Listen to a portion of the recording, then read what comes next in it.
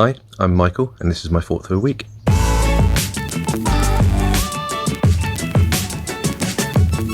Howdy. I've been thinking a lot about how we sing lyrics in songs an awful lot, and maybe because we sing them more than maybe we read our Bible, we don't always get a balanced view of some of the things that we're singing. Now, I'm not talking about songs which have got slightly dodgy lyrics, but actually biblically based lyrics, which if we sing repeatedly and again, we sometimes forget another part of what God's trying to tell us.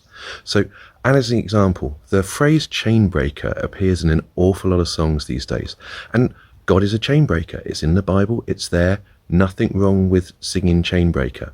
But I think it means that sometimes we forget that chains fall off. Okay, we are often set free. Prison doors are opened for us, but the chains are still there.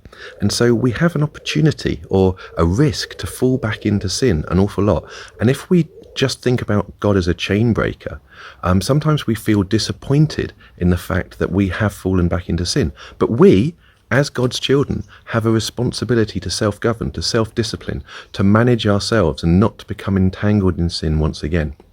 So if you think about God just as a chain breaker, you risk becoming disappointed and disenchanted.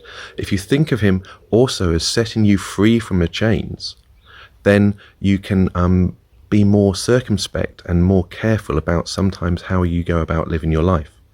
Another song that we sometimes sing, because our minds work in a sort of a linear way, we talk about how God was and is to come. Again, that is in the Bible. But it's also more often in the Bible that God says he is and was and is to come. If you're particularly looking in Revelations, and God says he is God, his name is I am. He's the God of the present tense. So God's not governed by time like we are. And so when the writer of the song does was and is to come, it helps our minds because we can think in that way, but God is not governed by time. So when you read, for example, Romans 6, 7 and 8, and you pay an awful lot of attention to the tenses, what is present tense, what is past tense, and what is future tense, and then you think about God as a chain breaker, but also as chains falling off and as being set free. And then you think about how we struggle with sin in our lives.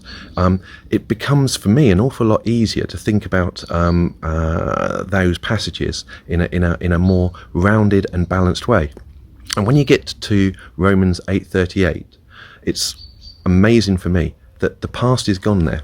Okay, there's only the present and the future. So think about God in terms of tenses. Think about him as a God of now, a God of I am.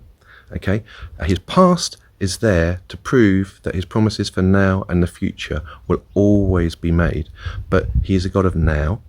And then think about God not just as a chain breaker, but also that the chains will always be there for us whilst we're in this world. The prison doors will always be there, and so we've got to guard ourselves, guard our hearts as we go through our lives.